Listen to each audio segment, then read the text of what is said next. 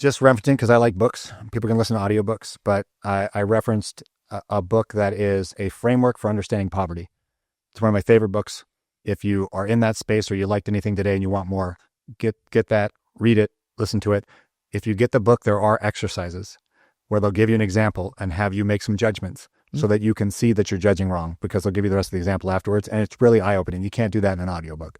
But a lot of people don't want to read a book or carry it around, so I get that. But that's our first book.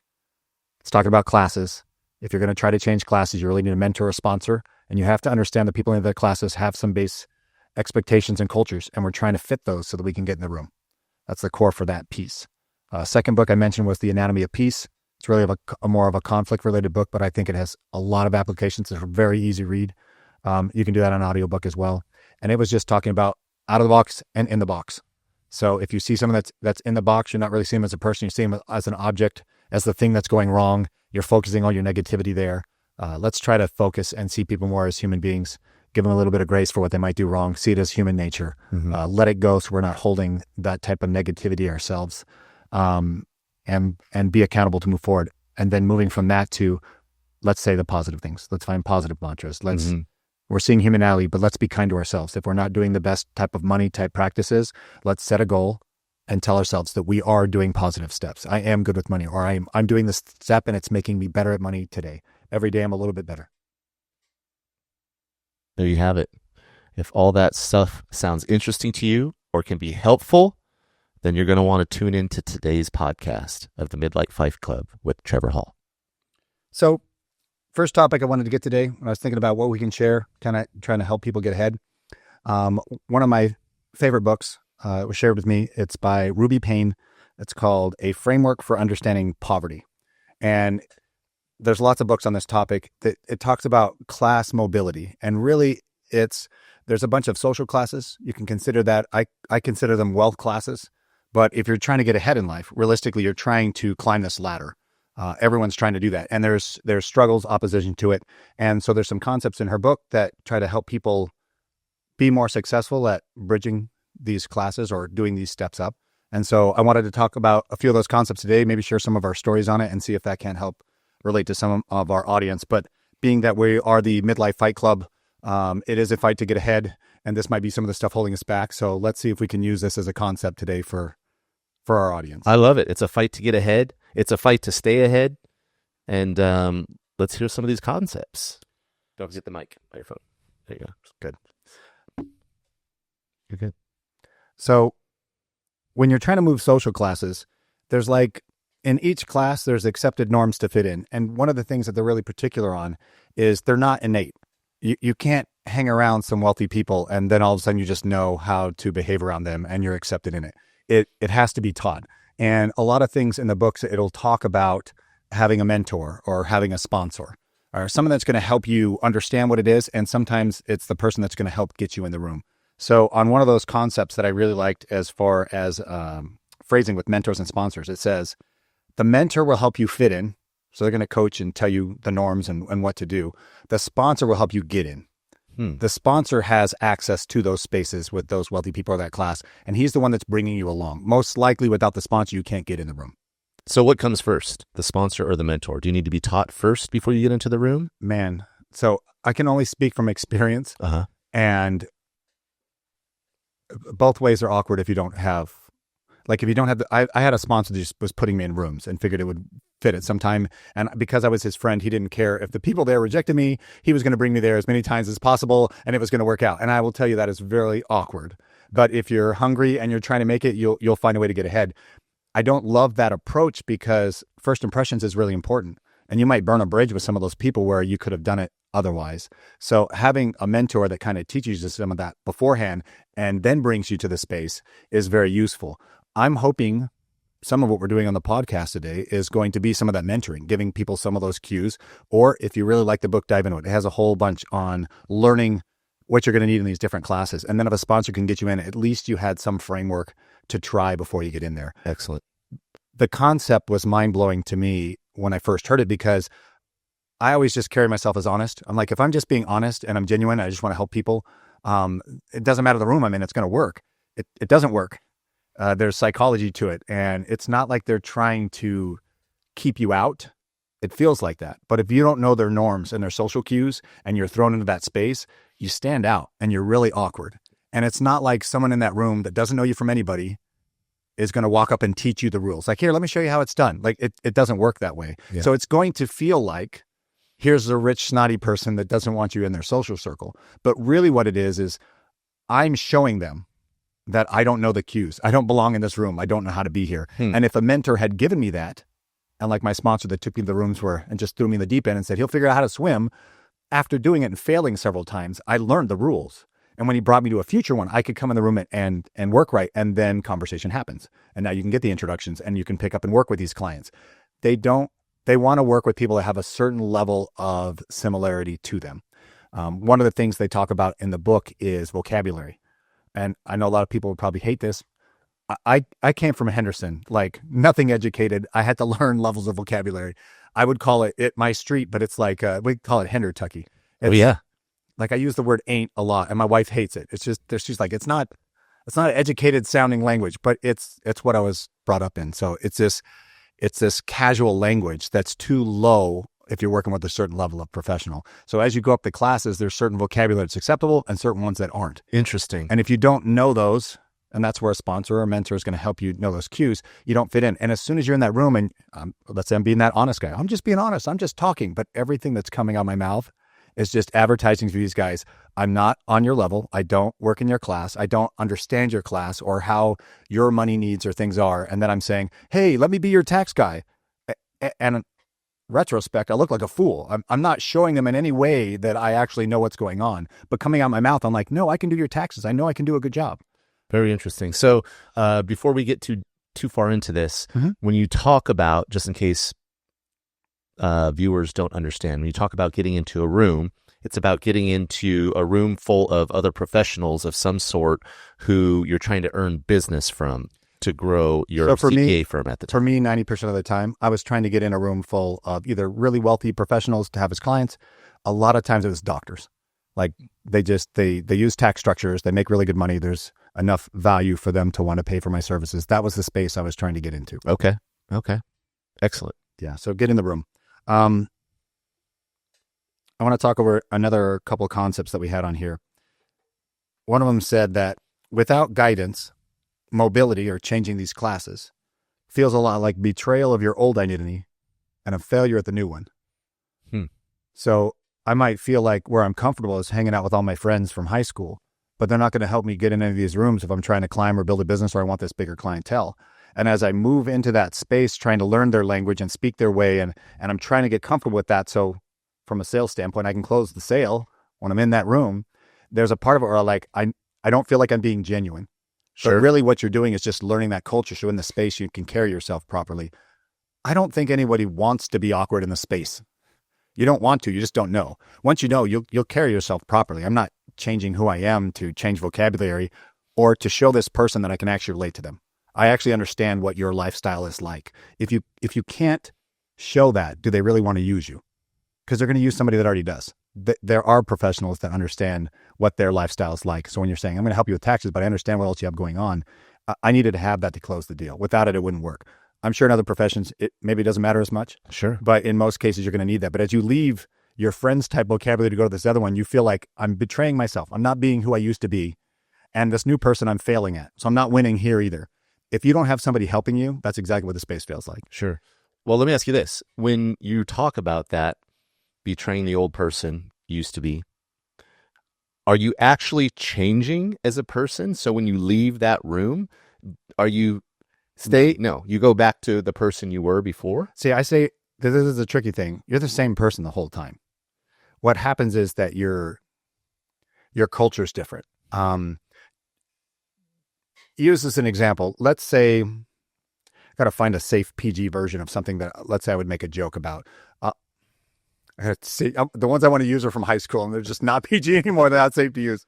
But let's just say there was some jokes I want to make. Let's say in jiu-jitsu, we're talking about stuff all the time that just sounds a little too suspect for some of the phrasing that we use. And someone might say, oh, that's gay.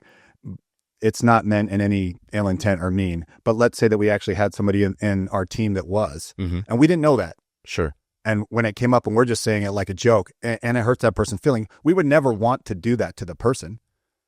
Once I'm aware that that person's there and I see them as a person and I care about them and I don't want to hurt their feelings, I'm not changing who I am. The joke is still a joke to me. But if I understand that that's offensive to the person there, I'm not going to do it anymore. I'm going to change how I communicate in the room when that person's present. Now, when they're not there, might I go back to that? Yeah. But might I change my personality completely because of my sympathy for that person, my understanding of that person's feelings? So when you're changing the classes, it shouldn't feel so much like I'm going to be a fake version of myself and then go back to who I am. The idea is just how you want someone, let's say that's a wealthy person, to see you and help you out. You want them to understand who you are. It's the same in reverse when you're trying to go into those classes. It's really easy to be bitter on the rich person and be like, oh, they're just snotty, blah, blah, blah. But they actually have a lifestyle that's comfortable for them. And they just want to be comfortable living that way. And if you come in and disrupt that, or you're there and they can't relax in the space because they have this oddball that's there causing all this ruckus, making these conversations they don't want to have, saying things you shouldn't be saying in this group. There's people that are going to be offended and you don't know them. It's no different than like in the jiu-jitsu class. If I was offending that person, I wouldn't do it on purpose. Sure. So hopefully the mentoring, what it's teaching you is to understand the room of people you're in, understand those people. Now you can communicate to them properly. It's not selling out yourself at all. You should stay your same core. If you value that, you should stay the same core that you always were, but you're understanding the room so that you can communicate to them better. And if you're not doing it from that empathy, sympathy type space, you're doing it wrong. The whole idea is not to be a fake person. Sure. To close the room. I'd love to hear an example of something. Man. Do you have a specific example that stands out in your mind? You want to jump to one of these already? I do, because this is very interesting to me. And I really relate to this because there's just sometimes I just feel so out of place. And it's very uncomfortable. Let's do it. So one of the stories I wanted to share, I have my Instagram is Best Dressed CPA, which I always really like, but we'll dive into how I got into that space. One of the people that always sponsored me, a guy by the name of Chip Wallace, really good in the medical doctor space. He did, I'll just say broadly, insurance related work, but made them so much money that all the doctors wanted to work with him because of how much revenue he increased in the business. So very influential, knew a whole bunch of doctors. And so if he said, hey, I want you to meet with this guy, almost all of them are going to meet with me, whether they wanted to or not, because of their connection with him. Sure. So he was sponsoring me and getting me into this space. And I remember that he brought me to meet two doctors. Now, when I first started my own practice, I was 29. I had 7 years of experience. I really felt like I had enough experience that I knew how to run structures. I'd seen a lot of stuff done wrong. I knew how to do the structures I was doing, but I was incredibly young. No gray hair yet at that point. It makes me look more reliable. Did your hair turn gray before it fell out? Or yeah. Okay. It was a race. Oh. So anyways, he would bring me and he's like, hey, you're going to meet these two doctors today. They're part of this group. He had some business that we... Hold on. Was that an example of saying the wrong thing in a room? No. Okay. Because that's something I would say in a room. Funny as hell. That is exactly something I would say in a room, and they'd be like, who the fuck is this guy? No chance. See, we're good. Okay. That's the cultural level we want to be on. Okay. You might get somebody else that's offended by it, but we're safe. This is our safe space. All right. So he brings me and he's like, hey, I'm going to have you meet with these two doctors. This is what they have going on. I know their structure. It's an S-Corp structure, really common. So I'm going to come in and I have to be able to ask them some questions about what they have going on and then tell them some things that I can do to improve their structure. I have to, in what I'm hearing, I have to hear something and I can use my experience of strategies to say, hey, here's a similar strategy I've used for somebody else. Have you done that before? Something to get a hook so I can get more time with them. I'm wearing a suit and a tie and a pocket square that matches, but this is like a suit from Macy's, or maybe I bought a suit from the Banana Republic outlet store for $200. Like it's just whatever I can do to make it work. But it's not that my stuff didn't combine, but just a general suit fits you kind of loose. Mm-hmm. And if you have like a custom suit that's made to fit you, it fits your body exactly and it's tight and it's fitted in your shoulders and different spots so you can tell. So I'm going into a room with these doctors that are in the space of they wear all the fitted stuff. They have a Rolex out their sleeve. I am walking in and just, I hope this suit's good enough. And this is me dressing as best as I can to be professional. And I walk in, and as soon as I walk in the door, the one doctor can't help himself. He's laughing. It's genuine. He just laughs. His first visual of seeing me walk in the room is to laugh. And this is me like, nervous young guy trying to get ahead. I'm like, man, I just hope I can close the sale. Dude's laughing. He's looking over the other guy, knocks him and says something. I'm walking around this conference table before I even get to him. Sit down, have the conversation. I'm trying to close these guys. There is nothing in that meeting where I got a yes to we're going to do work. I went over the stuff that I could. I left. It was like, I'll have to come back around, circle it later. This is what it is. That one wasn't even my communication. There was a level that they wanted to see in the person that walked in the room. And if I didn't have it, I wasn't their guy. Interesting. And so that was my first experience with really coming with, I thought I had tools. I had the knowledge. I know I could have saved them money. I guarantee if I looked at their stuff because I was really proactive, that I probably could have saved them some money. But I was never going to get that opportunity because as soon as I walked in, I was telling them, I'm not your guy. Interesting. So I took that. What year was this? Man, you were going back really far. Maybe 2007? So 18 years ago. Yeah, maybe. Do you think that still holds the same today? 100%. Really? Yeah. Because I work with a lot of the doctors. Yeah. And I sponsor people in the room. And I tell them beforehand what they're going to have for phrase or what this guy sees as important so that they can have the right conversation to get hooked. Interesting. Because if you know that people can do the job right, but they're not going to see, you can't even get to that space. Yeah. And, in today's world where everyone's like, I just want to be seen, it's really what you want with those people. They want to be seen as well, but they're not saying that out loud. And so we just see them as snotty rich people. But I took that. Well, to laugh at someone's appearance when they walk into a room. Dude. I don't think you would stand for that these days. No. Well. Not with 20 years of grappling experience and a black belt. There's only so much you can do. They're like, Doc, I'm taking you out. Now I can't work on you or any of your friends. That story just makes me upset to my stomach. Does it? Yes, I don't like that. I don't like people like that. So here's the space, that's extremely rude. They didn't end up being my clients. But I can take this space of rejection or whatever you want to take it. And I can say, I'm going to give up.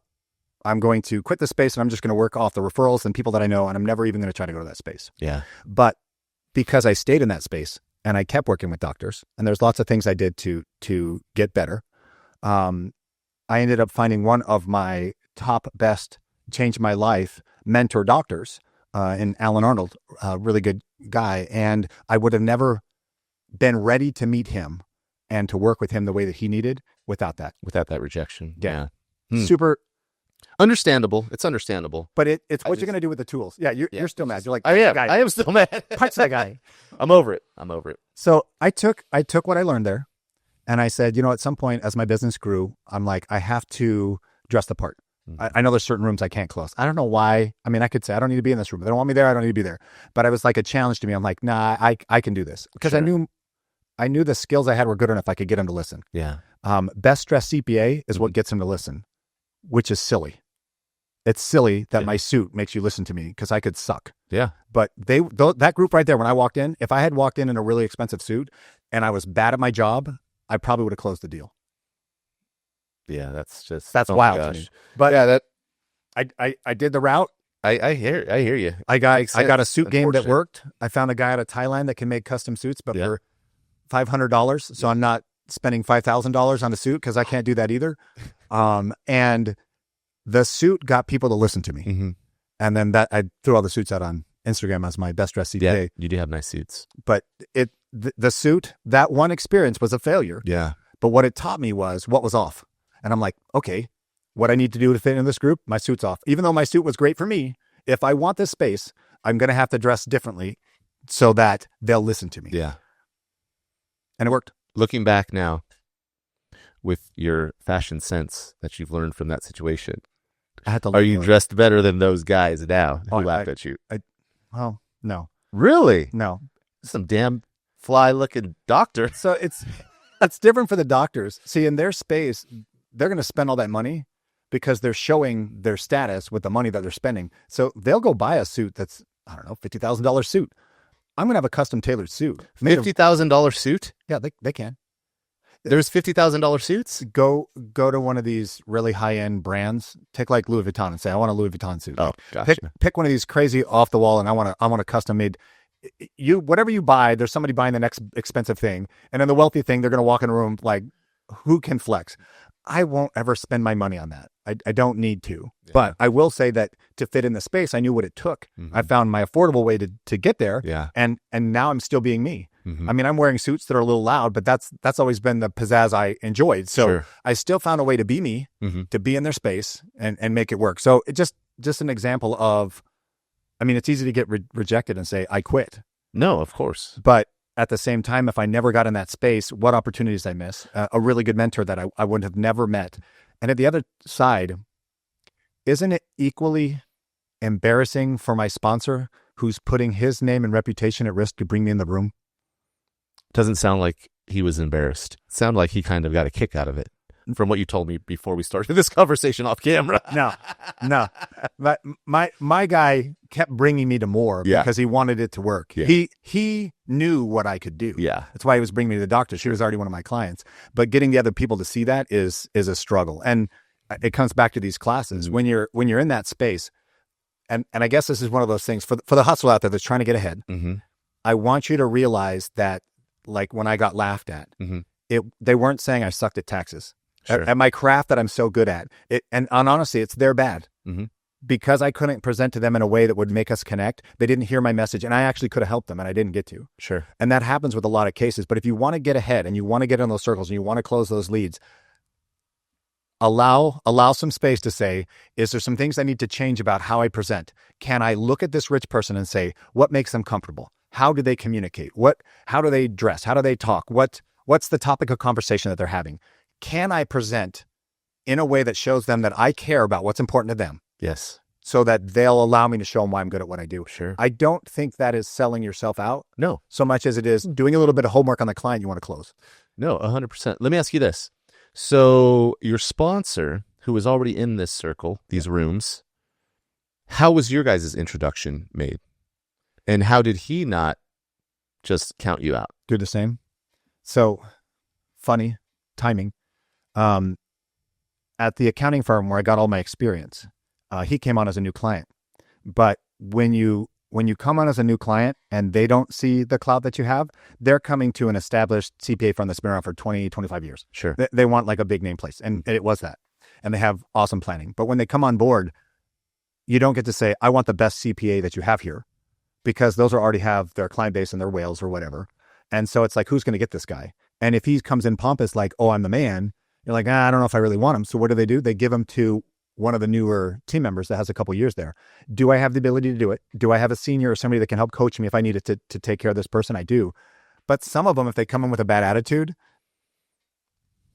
my boss's concept was, if you, Mr. I've been here 2 years, can close and keep him, he's your client base, and you're showing the firm that you can retain difficult clients.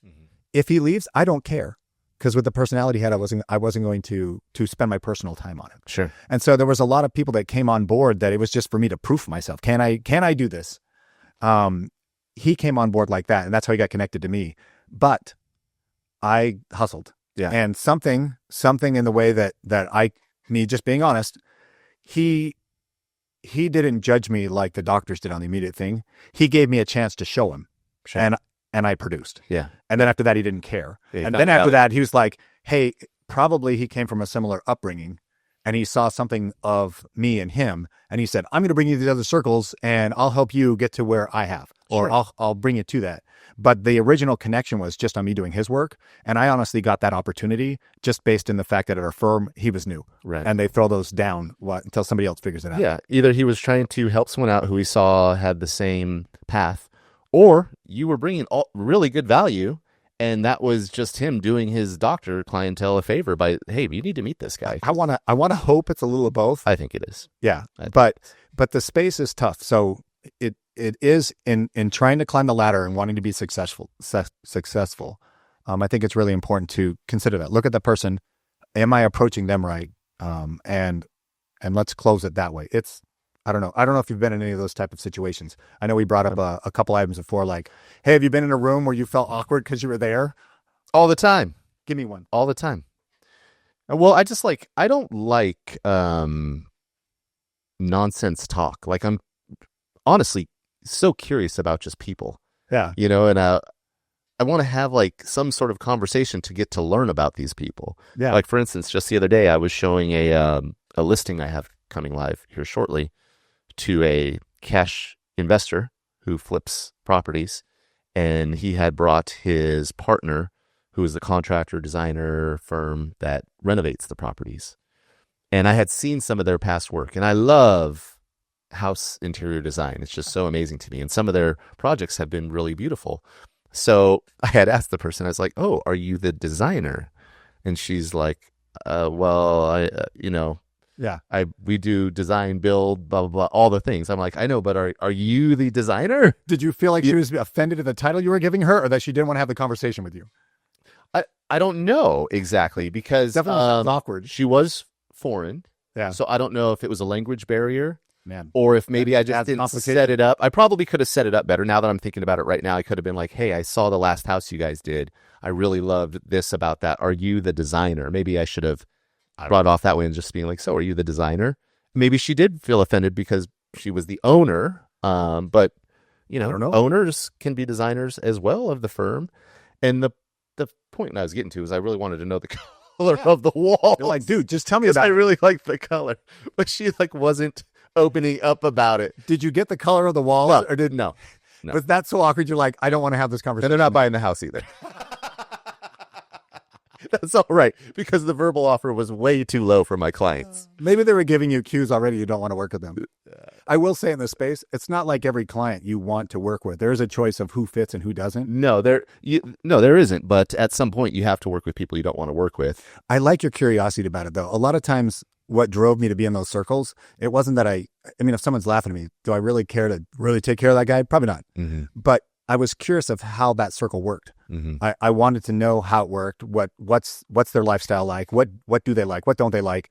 I mean, at some point, I would hope to get to that social level. I want to be in that lifestyle, but maybe still living like with all my old friends from back in the day. So would you say, now that you've met these people, done work for these people, you've seen how it goes, would you say they're just normal people? Because that's what everyone says. Everyone's just the same. They are. They're just normal people. They are. So they're really good at putting up a facade in this space that they're trying to protect the status level that they think they've achieved. Is that what it is? The real people that have it, they're not really protecting you. They just want to be comfortable at their norms for what's there.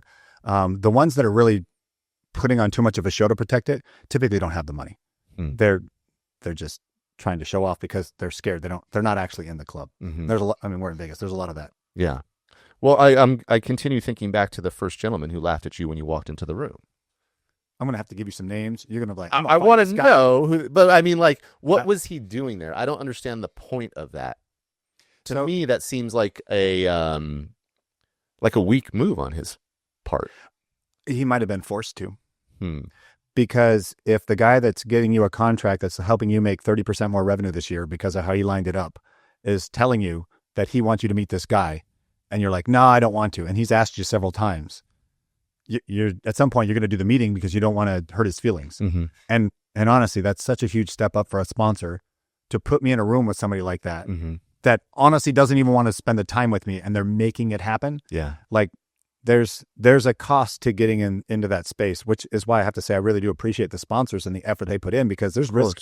There's risk for them too to put you there. Yeah, for sure. I guess it's a sore subject for me.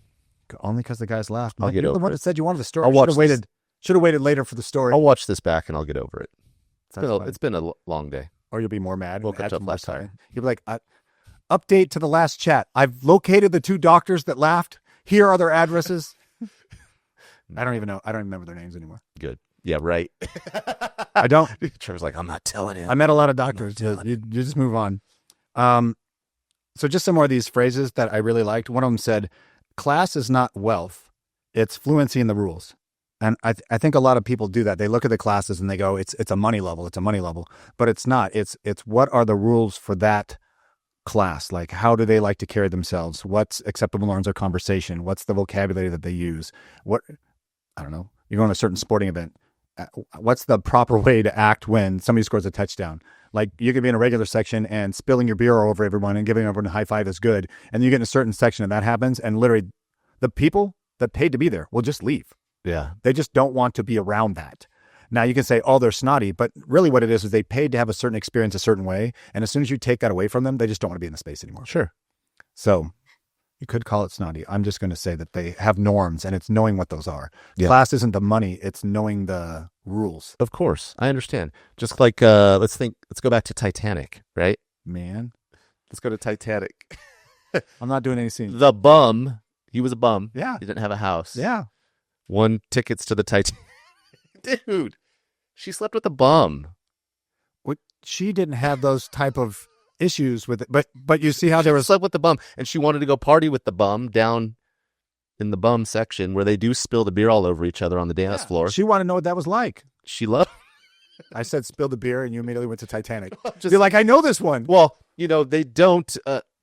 Like you said earlier in this conversation, you could have easily just said, I don't want to work in those rooms, tried to work with the people you knew, and built whatever business you built. But you wanted to get in those rooms because you knew the business would be there. And you don't hear stories of average people, CPAs, whatever other trade, whatever business they're in, but you hear about it in Hollywood, right? Yeah. You hear about, like, why did he left Hollywood? The star left Hollywood, couldn't take it anymore. And it's probably something similar to that. Yeah. And you see it dictated in movies, like, for instance, Titanic. She was fed up with these snotty rich people, and she just couldn't handle it anymore, and she had to run off with a very attractive bum, with a great personality. It does not hurt if you're a very attractive bum. That's going to get you ahead. If you look like Leonardo DiCaprio and you're homeless and you have great storytelling skills like him. Yeah, see, I didn't have any of those things going for me, so I got laughed at when I went in the room. Yeah. But maybe had I looked like him, they would have listened a little more. But Maybe. I don't have those tools. Yeah. No, I think he probably would have treated you just like her husband in the movie Titanic. Man. Yeah. Rude. But his wife, he may have had luck with her. I don't know. Anyways. So I What wanted is the next part of this? The next part I wanted to get into was just touching on another book reference that I like. There's a book called The Anatomy of Peace, and it really has to do with conflicts. It can be relationships or otherwise. But there's a concept that talks about of being in the box, or if you're seeing somebody, whether in the box or out of the box. And we'll say that in the box is if you're conflicted or you're having an issue with them, and out of the box is if you don't so much. So I just want to go over some of the concepts of that. In the box, you see people as objects. We're defensive against them, and they call it hard at war or conflicted. So like I'm like you and the doctors that laughed at me. They're in the box to you right now. Yeah. 100% in the box. So out of the box, we see people with hopes, fears, and needs. We take responsibility for our roles, and the heart is at peace. So when they say that you're conflicted with somebody or someone's in a box, the way that you get them out of the box is by trying to see them as a human. Like, what are their needs? What are their anxieties? What's causing them to act this way? So I can look at that doctor and immediately say, screw this guy, and now I just lost my opportunity. Or I can look at the doctor and say, hey, he probably was in this room because the other guy made him. He didn't even want to be there. Mm-hmm. I was lucky to get to be in the room. He's seen me and met me for the first time. And maybe in the second or third rotation, he hears my name. I might actually pick him up as a client. I can look at him and say, why did he act that way? I can see it as human nature. I'm not going to judge him for it. And now my heart can be at peace, and I can let that go and move on to the other thing.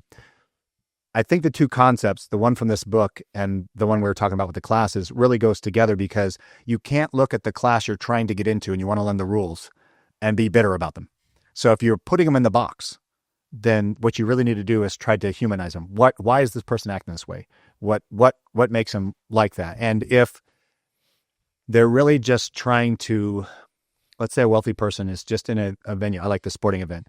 They just want to go and be comfortable. They want to relax. They don't want to have to say, hey, buddy, we don't do that here. Like, they don't want to have to educate somebody on the space. They just want to relax there. And that's what they're going for. If that's disruptive, they leave. There might be other times where they'll come and somebody's doing that and be like, hey, we don't do that. And they'll educate you. And maybe they'll be a mentor all of a sudden. They're teaching you the way.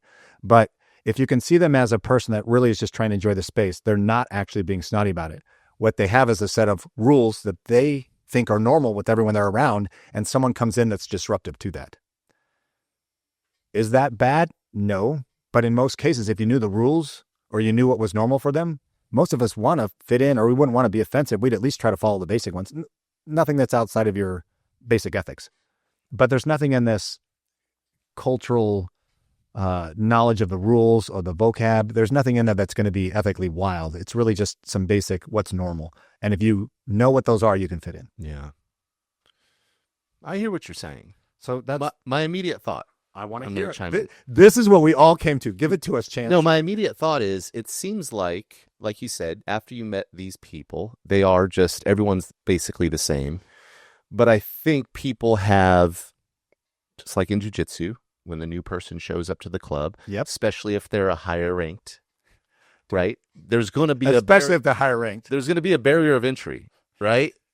Like you have to prove yourself. I don't know where there's not. Like when you're saying this, I'm like, this has got to be every jiu-jitsu. So it's every class, whether it's, everyone has it.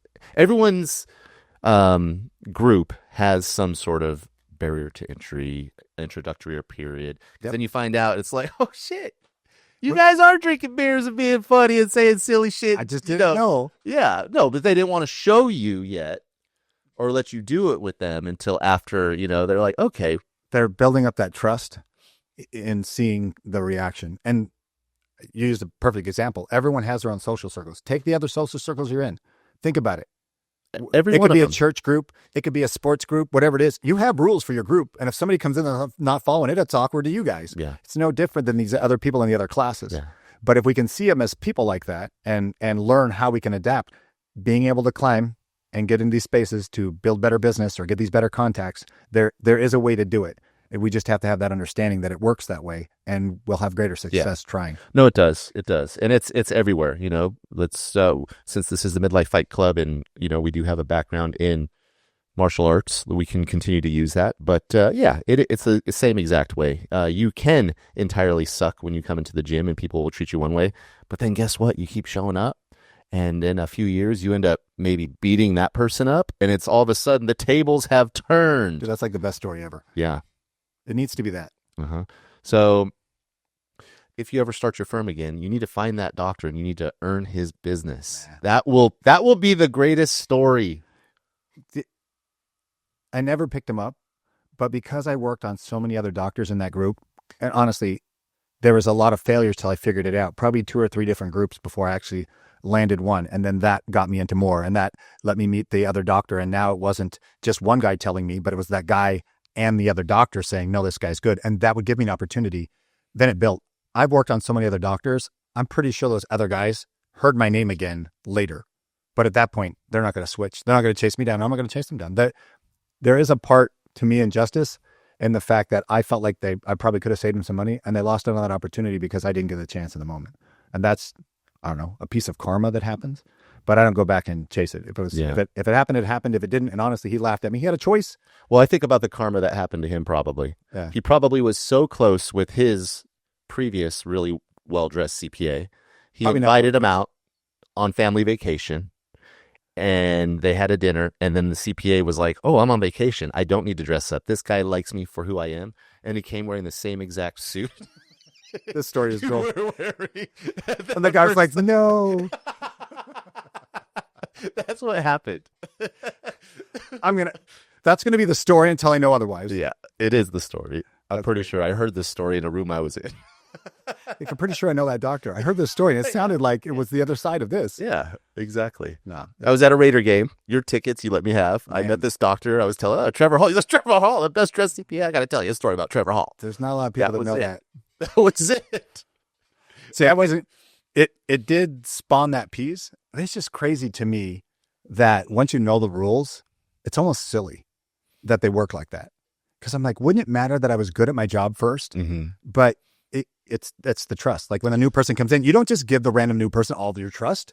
They have to earn it. You don't. Well, when a new person comes to the gym, the jokes and stuff we make immediately tone down for a few weeks till we feel if it's okay. 100%. And then they go right back up. But that trust has to be built. It's everywhere. In the workplace. Yeah. Everywhere. But think of that anytime a new person comes in, the chatter definitely drops a little bit until they figure out whether they like it or not. I just feel like with being a CPA, like you kind of have a pass to dress however you want. You'd be like, oh, he's a nerd. He's a nerd. He must be really good at his job. Man. The tape on the glasses. If I dress nerdier, the thing is, you would have gotten all the clients. They don't want to talk to the nerd. I'm not trying to hang out with you.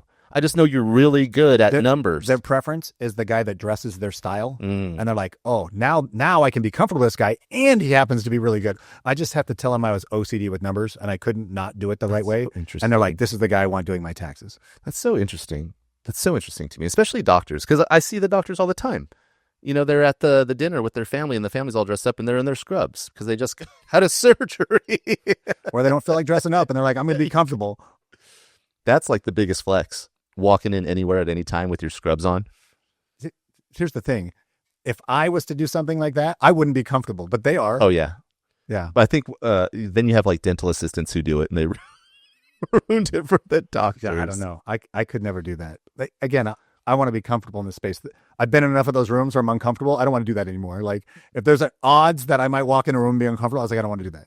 You're not. Oh, see? Okay, so that brings me to a topic, if you don't mind, if we could just sidetrack and we'll come back to whatever topic you're on. Doing uncomfortable things. Like, right? Man. Why would you want to do that? You've already been in the rooms. You've already had great success. And it's like, I don't want to be uncomfortable again. And that goes for all different levels, all different levels of people. It has to provide a value. Like, it's not that I won't go be in the uncomfortable room, but like, I'm not building a CPA business anymore. So if I was doing it to get a client, great. But now why am I being in that room? Yeah. What am I getting out of it? Now, I'm sure network or something, but if there isn't a purpose that has enough value for me, I'm not going to, the cost of being in the awkward room just isn't worth it. I'd rather be where it's just comfortable. Yeah. But I like do the difficult or do the awkward things.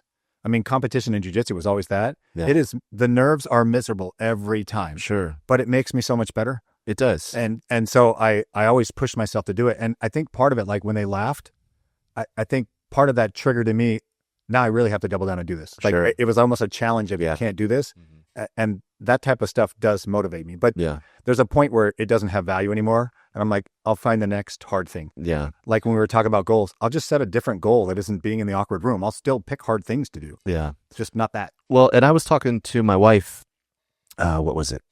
On what's today? Thursday night, on the way to my daughter's sweet 16 birthday party. Nice. And we were talking about someone being grumpy or crotchety or whatever. And I said, well, it's because that person like doesn't want to do anything anymore. That person wants everything to be so easy. I have to say, I've kind of been like the same way, I don't want to do this hard thing anymore. I don't want to go out and rake the leaves in the backyard. And I have 4 mesquite trees, so I always have leaves in my backyard. Yeah, where I could go out there once a week and do it, but no. Instead, I'll have a guy come and blow it, and it'll cost $80. But like, it's good exercise, and I can physically do it. And I'm talking about all areas of life. People are doing this. No one wants to ride a bike or walk anymore. They want an electric bike or an electric scooter. Yeah. They don't want to go even get the food anymore. They want it delivered. So no one's walking, no one's working out. People are sitting on the couch, eating unhealthy food that's brought to them. Yep. And they're just getting so unhealthy and falling apart quicker than ever before. Yes. And it's because, like, as humans, I think we're made to have to work for things. We need the hard stuff. We need the hard stuff. We need hard things. We need challenges. We need awkward, uncomfortable. Yeah. We need to be in that challenge space. And, well, at least in my mind, and I don't know if this is in everyone's mind, but as you get out of high school and you go to work, you're going to work to get things to make your life easier. Ultimately, I mean, it's what we work for. And ultimately, you're speeding up the process to your body deteriorating down because you're not doing anything. No. Because they're putting the bonbons in your mouth and feeding you, right? That's why you need jiu-jitsu after work. Yeah. Or you got to do the hard things, man. You got to go into the rooms. Yes. Because some people don't have the problem who are listening to this podcast or even talking on the podcast of going into the jiu-jitsu room. I go into the jiu-jitsu room every day. I'll sign up for a tournament every week. That's not hard anymore. That's the other things is like getting out there, going into the rooms, building another business when you've already done one and you're turning down work over here, but you're striving to get work over here, Staying motivated is tough, especially with rejection and things that way. It is motivating. It is tough. Why I wanted to talk about the classes a little bit, because it's not just that your efforts they weren't bad. Mm-hmm. There's other stuff going on that maybe that's your route to getting in there. But rejection is so hard to keep your motivation up. Yeah. But if you're trying to grow a business or really anything that's connected to that class type level growth, you got to get in the room. You got to do the hard things. It's going to be awkward. Not everyone is willing to do that. Yeah. And that is going to be the price to your success at certain levels. You're not going to get in without a sponsor dragging you along and making you have the embarrassing moments, right? Or someone getting you in there. It doesn't naturally magically happen. Mm-hmm. Yeah, I think doing the hard things is going to make more people happy because I see so many unhappy people out there. I agree. Yeah, And it's because they just stop wanting to do anything hard. They want everything given to them. And it's just, that's not conditioning too. When you stop doing the hard stuff, all you don't remember the good feeling of accomplishing a hard thing that you feel right afterwards. Like, oh man, I did the thing. Mm-hmm. Like when I went and finally closed a doctor and I was like, hey, I closed that lead and that was great. And you finally leave like, okay, validation for all the effort I put in. Mm-hmm. But the more that you stay away from that and it's just something simpler, or that's scary, I don't want to do it. And you've done that enough times, you build up. I don't even remember what that's like. All I remember is the fear of what it might be if it's bad. And that's enough to stop me from trying. Yeah. And what's the remedy to that? Getting a really good friend that calls you out and then makes you do the thing. There you go. Like, hey, why aren't you doing what we talked earlier? When are we making content? I got some content ideas. We got to do more content. There you go. I love it. All right, let's get back to the next one on your list. That was the general stuff on that topic. I had another topic I was going to run through just in the space of self-help, trying to help people get ahead. There's a article that's put out by the AICPA, which is kind of like the big CPA group, a bunch of random topics. But the one that they had put out was talking about what they call money scripts. And I'm just going to call it concepts around or lies we tell ourselves around money or financial wealth growth. And it's kind of written from you're a financial advisor or a CPA working with a client type standpoint. But I think that these are some common traps that we fall into. And when we're, fighting to get ahead in life, what's holding us back? Could one of these phrases be holding us back? So it has 3 scripts that it says are really common that hold people back. The first script is, you must always be saving money.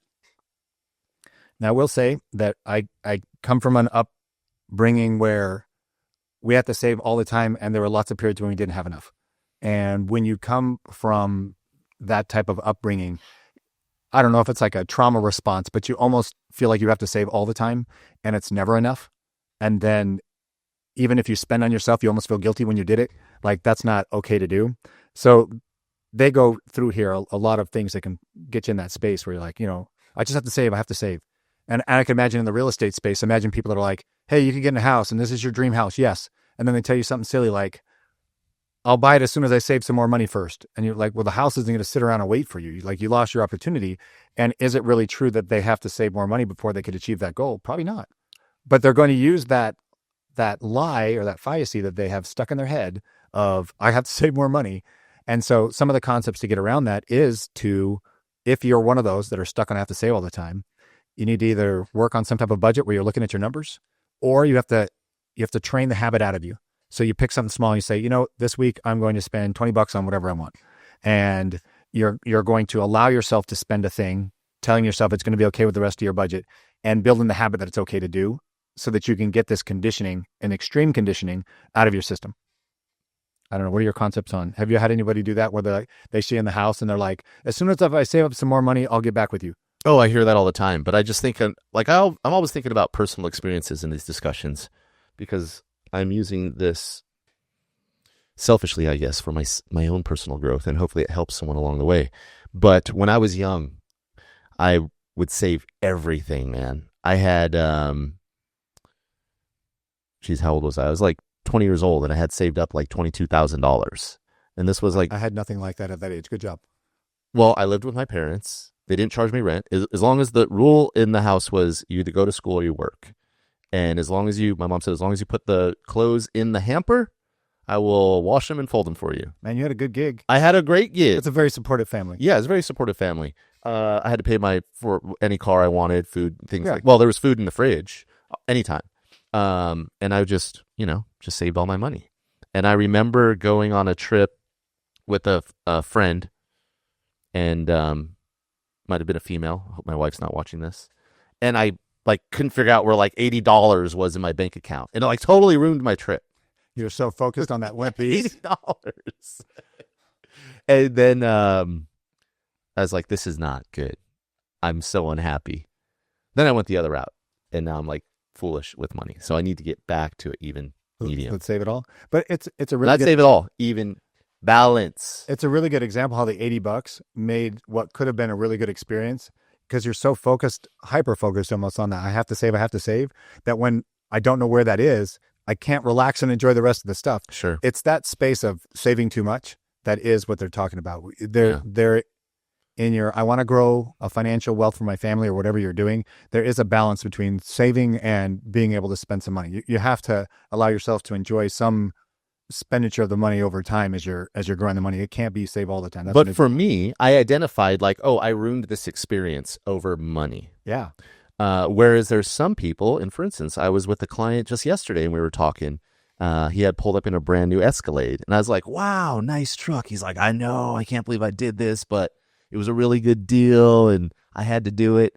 And then he started talking about his brother, and they're both retired police officers. Mm-hmm. They both basically have the same pension. And he's like, my brother lives with my dad, and my dad's 93. He's like, probably every penny of that pension check goes right into the bank. And I'm like, if he knew I had this truck, my brother would want to kill me. He'd be shaming him. Right. Yeah. He would totally be shaming him. But I was like, well, is your brother unhappy? And he's like, no. Yeah. There's a big thing to be said for those two extremes. Right. So if you're happy saving every penny, and it's not affecting your relationships with your family or friends, then you do it, right? Otherwise, if it's a problem, then we're going to continue to talk about it. I have to say, if you're happy with both of those methods, you're entitled to that. You worked hard to put more money in the bank, and that's what makes you happy. Yeah. Great. If that's what makes you happy, yes. Yep. But if you have a family and other ones, or if other things are getting neglected because of the extreme, then we probably need to change. And we have to figure it out. And again, go back to the goals that we do and set some goals and use a good process. And yes. All right. What's number two? Number two is the common lie of saying to yourself, I'm just bad with money. Sometimes that takes away the accountability of me actually having to do the hard steps. Ooh, I'm bad with Look at a budget or see what the money that's going out every month. I just look at how the bank account doesn't have enough and tell myself I need more.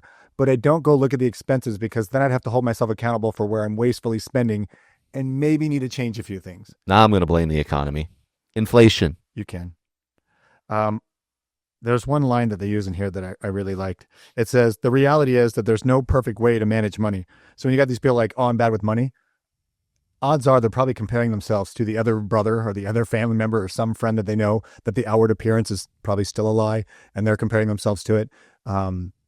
There's no perfect route to that. It's really going to be something unique for your own circumstance. So if you're doing that, oh, I'm bad with money, let's change that to a positive mantra. Let's say, I'm going to be better at money by putting $100 each paycheck into a savings account. And then I'm going to tell myself, I'm doing great at saving money. Look, I'm doing the thing. Let's get off the I'm bad with money. Let's get to a positive mantra. And don't beat yourself up on it, because there isn't a perfect route. If you think that there is, you're comparing yourself in an unfair way. Yeah. Well, you just said two things. Mm-hmm. You said first, I'm going to start doing this. And then you said positive mantra, I am doing this. Is there two steps to that, where you first say, I'm going to do it, and then you start phrasing it as I am doing it? Because I know a lot of people talk about it as you're already that person. I think the already that person is a good mind hack. So I would say do that. Mm-hmm. The first phrasing was like how I would write on a goals list. Like, this is the goal of what I'm going to do. So it's a forward facing thing. But as soon as you do it, and the whole idea is that I set the goal on doing it, is to say, I'm doing the goal. I'm actually achieving it. Gotcha. And that might have been out of context, because this is kind of off of previous discussion we had. Yeah. Same as when I was approaching that designer and I didn't introduce myself and tell her why I wanted to know if she was the actual designer. True. But when you had said that, because I'm thinking of writing the goals and like the mantras, that's why I wanted to clarify that. So first, identify the goal, write it down. Then your mantra is saying that goal as if you're already that person and achieving it. Yes. Excellent. I think that is good statistical odds to being successful. Okay. Not that there isn't either 1,000 other paths, but if you use some of these and they help you, that's what we're sharing it for. So. Okay. Continue on, please, my friend. This is good stuff. Third one was, if I pay attention to money, it makes me a bad person, greedy, shallow person, because it's just money all the time.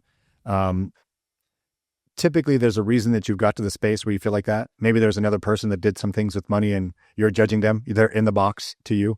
And because of that, you don't want to do the same thing because you're going to judge yourself or be too critical.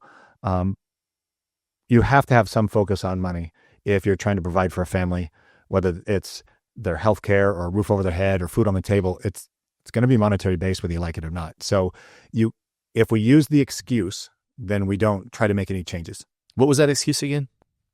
If I pay too much attention to the money, then I'm a greedy person or I'm a shallow person or whatever negative attribute you want to put on it. But a lot of people say, well, the people that focus about the money all the time, blah, blah, blah, the negative things, other people they've seen and judged.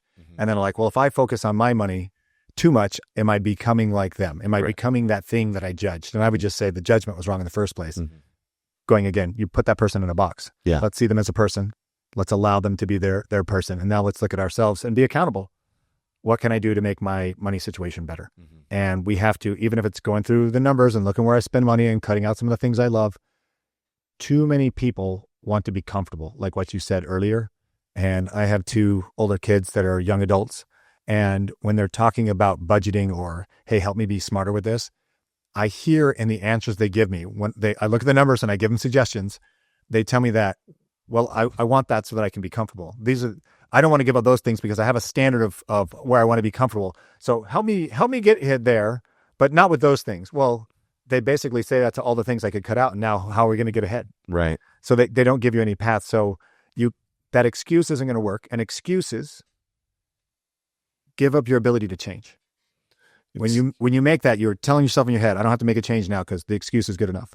So if you ever feel like you're in the excuse space, we have to turn that around to something that's accountability. Let's say what I am doing. I am spending too much on expendable things. I do need to go through where I'm spending the money that isn't rent or food or the basic stuff I have to have. I got to look at those and see what I can change. And then go into those and be accountable. So just some basic lies we tell ourselves around money.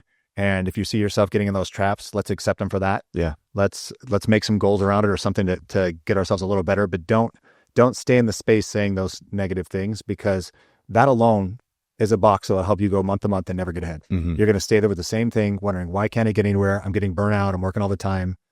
Although you're trying to be comfortable, you're probably not enough comfortable. And you're like, I'm never getting any better. Right. It's very possible you're going to have to take a couple steps back to get the step forward. And that's uncomfortable. And we need to get good at doing uncomfortable things. Yes, we do. Just like you mentioned. Got to get back into that room, get laughed at. I don't know. I'm not choosing to go to that one a lot, but I'll do other hard things. No, not you personally. I'm just saying it's a metaphor. I don't know. Get in that room. I cannot wait for the graphic that you're going to somehow find to fit into this video. That's going to have some guy standing on a guy going, pointing it out. I'm sure you can create that in AI in like 2 seconds. Yeah, you can even make it have my face. He's like in the movie, an old movie. It's like, I'm thinking like, what was the era of Seabiscuit, right? It's going to be like a guy with a big fat guy with a cigar. Laughing at you, big belly. Yeah, I think I wasn't big, but I could. That is the look. That's what I'm picturing with that guy.